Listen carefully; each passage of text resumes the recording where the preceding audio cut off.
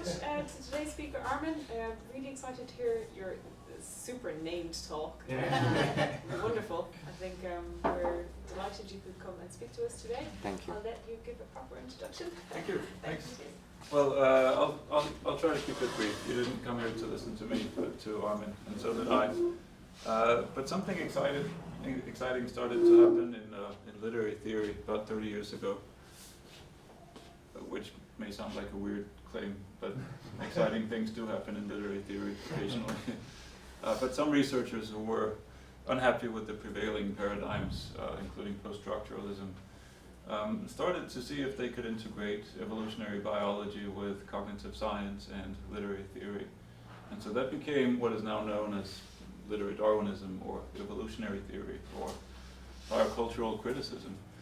And it all looked very bright and promising, and it reached a sort of apex about 15 years ago with the publication of many books and the introduction of empirical methods as part of that whole paradigm. And then it sort of went downhill. The main movers of that movement got old. They failed to recruit a new generation. Some young people started to take an interest in the field, but I think were met with lots and lots of institutional inertia. But now there's a new growth by the name of Armin. and so it's very exciting to see where you're taking this application of biocultural tools on supernatural storytelling and the phenomenon of Harry Potter. So thank you very much for coming to Aarhus and spending 2 months here, and thanks to the IMC for providing a friendly and welcoming context. Can I ask a question just before we start? Which one of us? Who are not familiar with the evolutionary theory of literary studies, Yeah. could you summarize it in a few points if it's not part of the talk already? I think Matthias could do that much better than me for sure, so please. Yeah, so in a few points, it's an approach to literature that is built on a foundation of evolutionary social science, and I think one of the early quests was to settle the big question of the potential adaptive function of storytelling. Why is it that humans everywhere spend so much time in imaginary worlds? Is that an adaptation that may prepare us for the challenges of the real world, or build social coherence, or calibrate motivational systems, or function as norm transmission? Or is it a byproduct? Is it cheesecake for the mind in Steven Pinker's phrasing?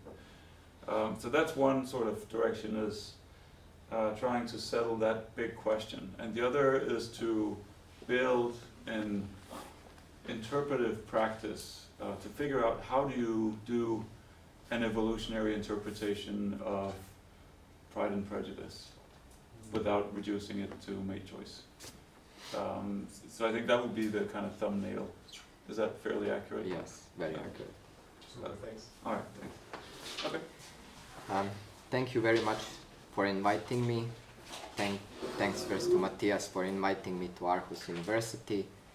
And probably Aarhus University is currently the best place to study literature from evolutionary perspective.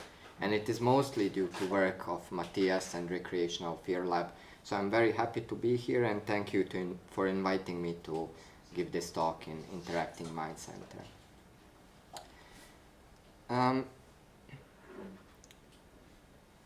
As you have noticed, in popular media, in many forms, we have stories that in a way include some elements of supernatural. And these stories range from different genres, science fiction, fantasy, horror, also folk tales include supernatural elements. And we could argue that supernatural storytelling is as old as story itself. And in my research, I spend most of my time analyzing Harry Potter stories, but for this talk, I will go across different media and different kind of supernatural stories to give maybe a broader application to this theory. And as Matthias brilliantly discussed, we are here mostly intrigued by adaptational value of stories and the function of storytelling both in some of our earliest stages of development and in contemporary society. And here, very briefly, I summarized, or I tried to summarize what stories could do for our society. They organize, systematize, and code information, and this is very important, especially in oral traditions. There is a limit to information that can be transmitted to next generation. So we have to have a way to code it and then to transmit it to another generation. And then we transfer information, values, and experience. Stories also simulate very important aspects of our society, of our lives, of our social settings, bind individuals in groups and societies, and also extend understanding and sympathy to those that we don't often encounter. So we can understand stories in this digital fashion as zip files or RAR files. We have to compress information in a way to transmit it, but also next generation has to have tools to unpack this information. And that's not always easy. These tools we acquire from our social setting, from our communities, from our interpretative communities, and then information that and values that we get from these stories we can possibly use in our everyday lives, in our enhancing our experiences. And there are two metaphors that we use to explain this way to unpack stories. One metaphor is metaphor of simulation, where, for example, as Gottschall explains it, stories function in a similar way that pilot uses flight simulations to practice their flying skills or piloting skills. And the point here is that we don't have to encounter danger to learn some skills, because if we would, then we would risk death and many other accidents. But here, in rather safe setting, we can acquire skills that we can later use in, for example, social situations. So stories become a tool, a simulation for our social encounters to practice social and emotional skills. Another metaphor that is introduced by Boyd and later used by Matthias and others is metaphor of playground. And for most part, I use this metaphor because I find it more appropriate to fantasy fiction and supernatural storytelling in general. And what I like about this metaphor is that we don't go to playground to acquire new skills. This is a byproduct of playground if we learn how to climb or how to acquire some balancing skills or actually social skills also right in playground. But we go there to have some fun, and this is what is very relevant to literature, especially fantasy literature. We go there to have some fun, and if we manage to extract those skills, that's also good. I argue that we can. We also argue that stories are product of our imagination and that they invite us to use our imagination and imagine various scenarios that could happen to us.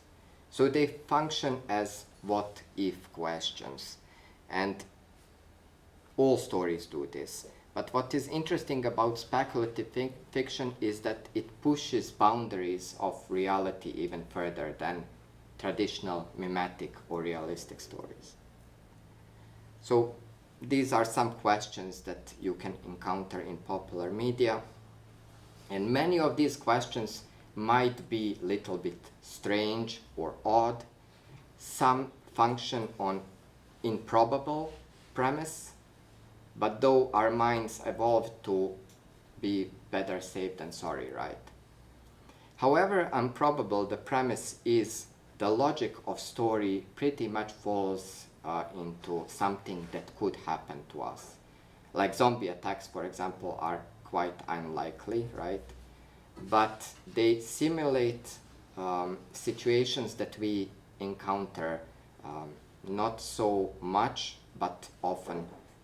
For example, they remind us of panic in terrorist attacks, in dealing with viruses. So the logic of the story is very realistic, even though the premise might not be.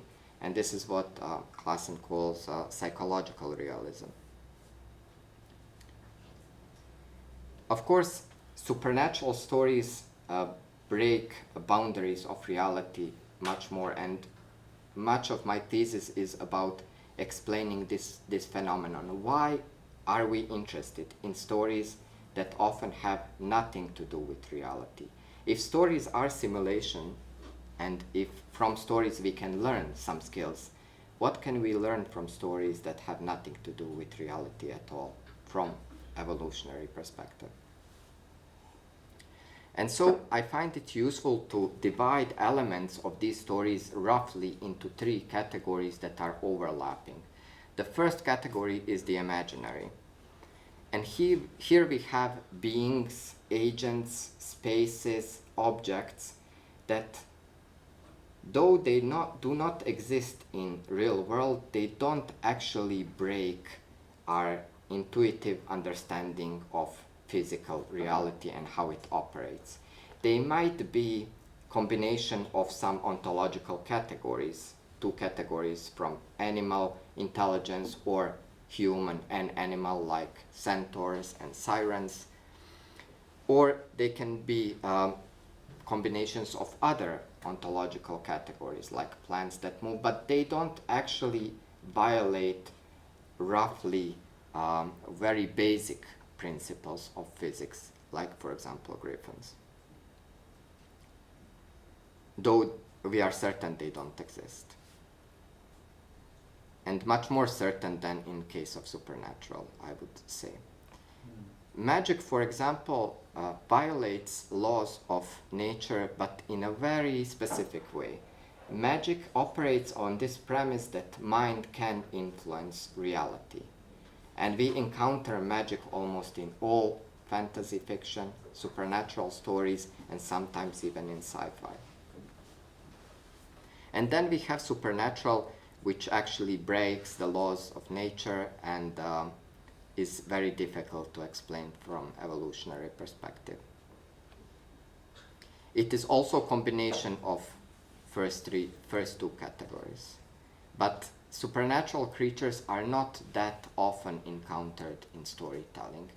Especially there is this myth that mythologies and ancient stories are filled with supernatural. Actually, they are not that much. Supernatural does not occur every now and then.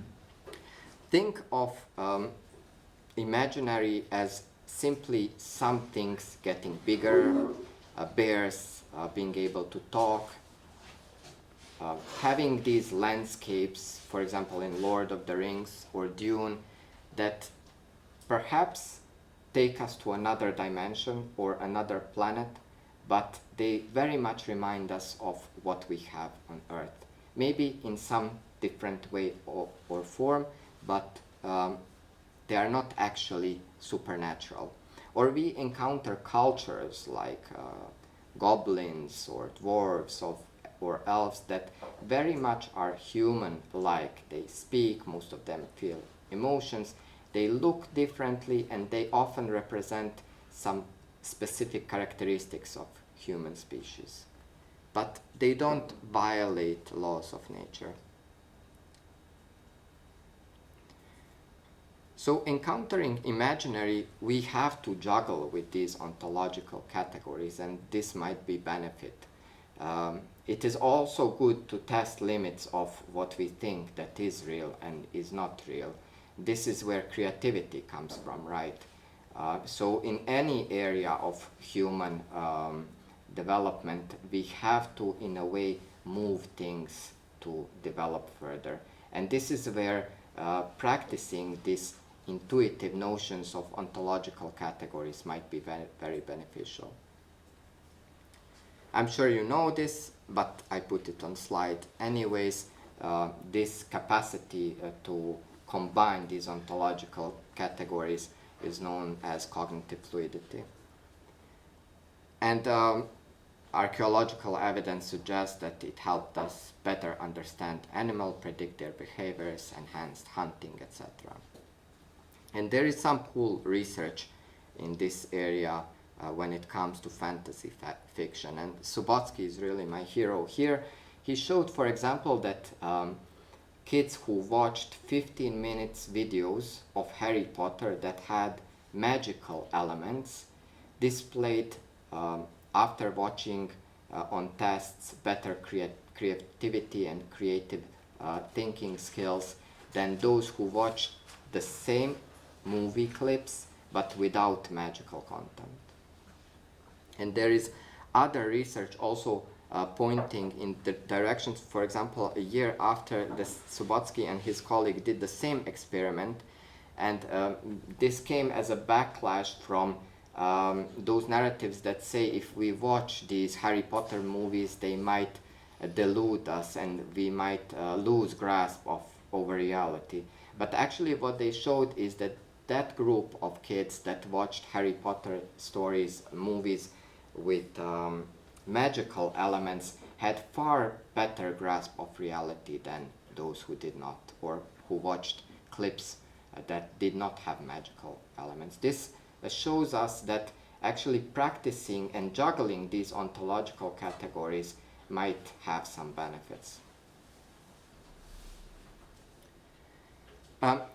When it comes to magic, magic is an important aspect of some of fantasy stories, and some argue that it's the central aspect of these stories. It is what makes these stories memorable. And again, in Subotsky's terms, magical thinking is defined as this capacity or this belief that mind can, in a way, influence reality. And what Subotsky showed in his experiments is that we all have magical thinking, and that actually we are born to magical thinking, but scientific thinking is tough and something that we need to learn.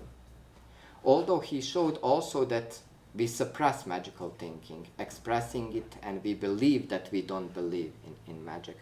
But actually when introducing cost, we actually demonstrate in our behavior magical beliefs. For example, in his experiments he showed that if there is danger of putting hand in your magic box, many participants, I believe over 80%, will ask not to do the experiment, even though explanation is purely magical. But when there is no cost, of course everyone will do that, and they will say that they don't believe in magic. Actually, preschool children express magical beliefs wildly, but actually when we start school, even after first and second grade, we are learned to suppress these thoughts and beliefs because they are actually not popular in schools. So there is a community pressure. There is this ethnography done by Malinovsky on New Guinea Islands, and he showed that magic is often used in very dangerous situations to bring about a feeling of control, security, and reassurance. For example, while fishing in dangerous waters where we might encounter sharks, or in his ethnography people might encounter sharks, they used elaborate magical rituals. While fishing in shallow waters, they did not use magic at all or rarely used magic.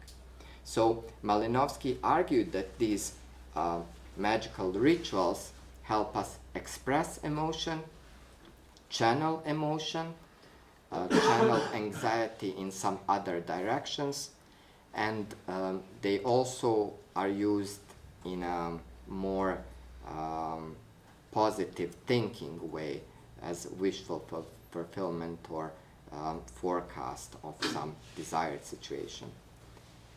And there is also some research here. There is actually a lot of research showing that sportists usually use some kind of magical rituals, magical tricks, though we might not perceive them as magical, but wearing your favorite underwear where there is a very difficult situation, a game, it is believed to bring a good luck.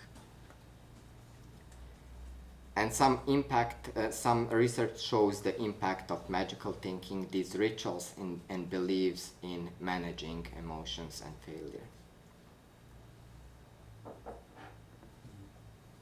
In supernatural stories, movies, comic books, stories in general, written stories or oral tradition, usually magic is either simply fun, like in fantasy fiction where you can move objects with your mind, or witches are flying in fairy tales, etc. Or it is used to bring about feeling of security and control and help us deal with some immediate, very big threat that we cannot deal with otherwise. This goes to Malinowski's argument.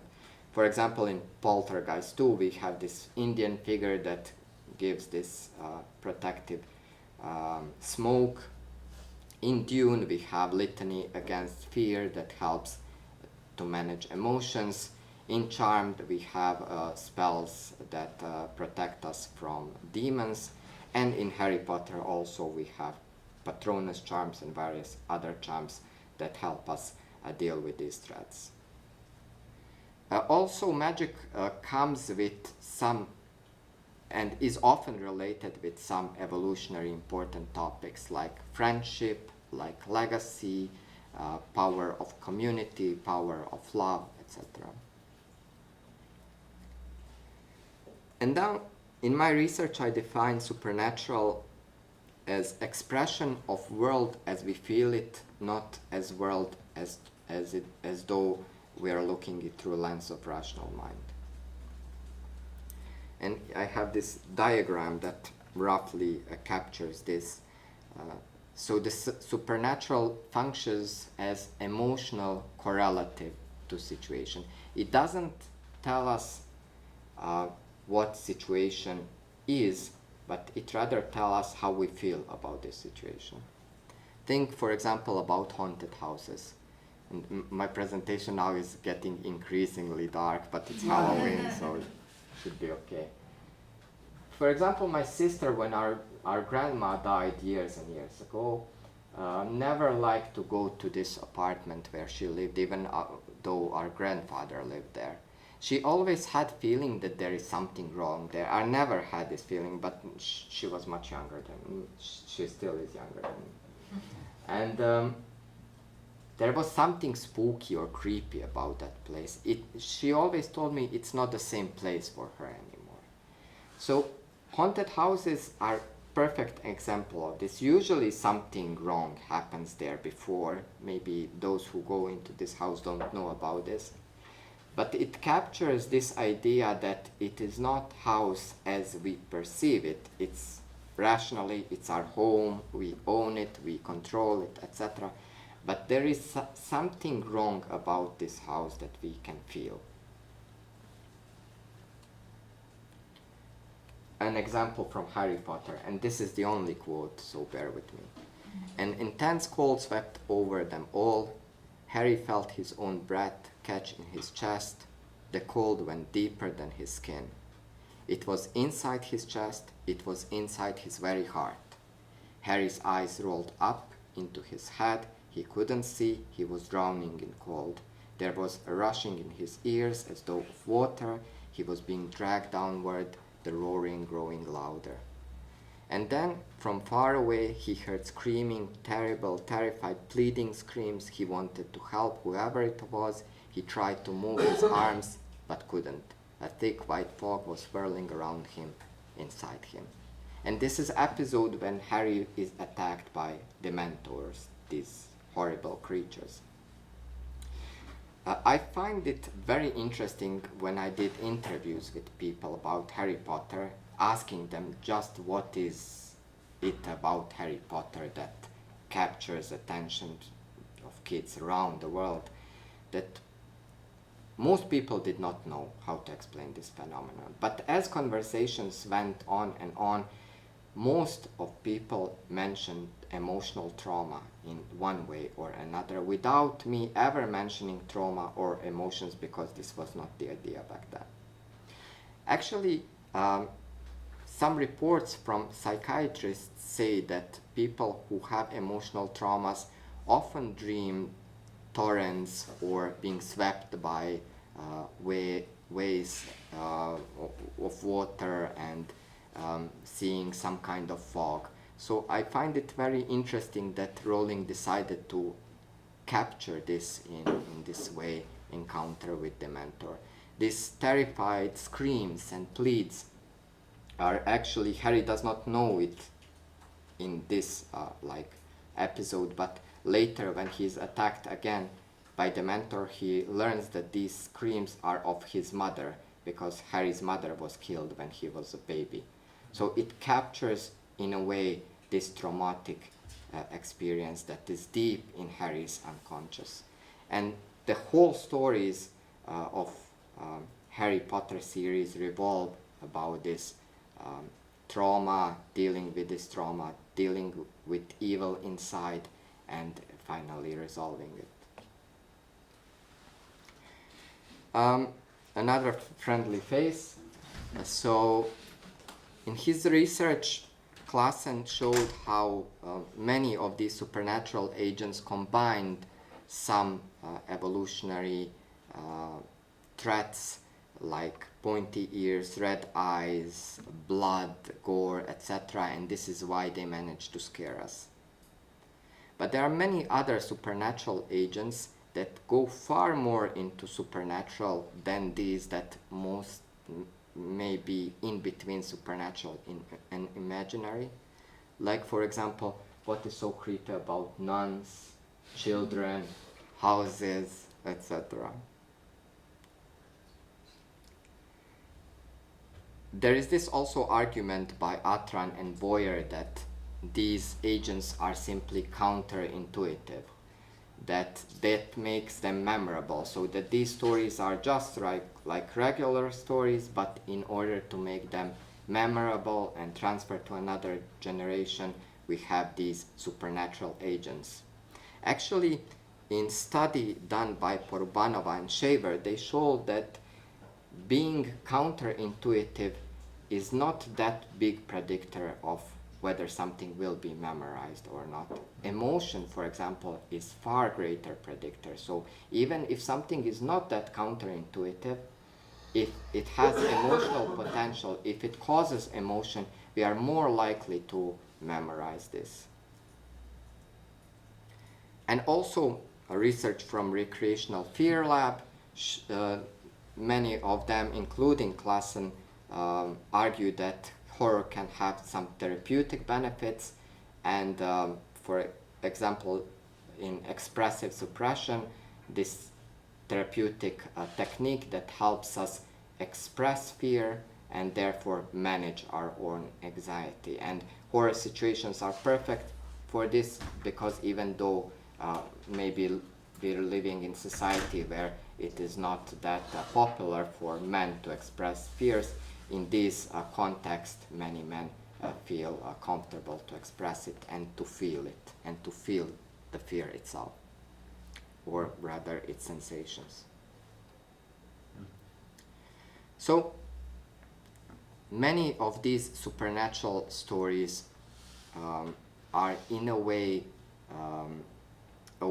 to give face and voice to some inner realities that cannot be described in some other way.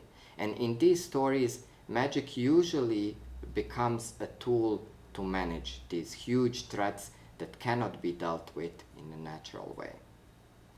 So, for example, in Lord of the Rings, we have this contrast between Gandalf and Balrog and their fight. In Harry Potter, we have the mentors and horcruxes.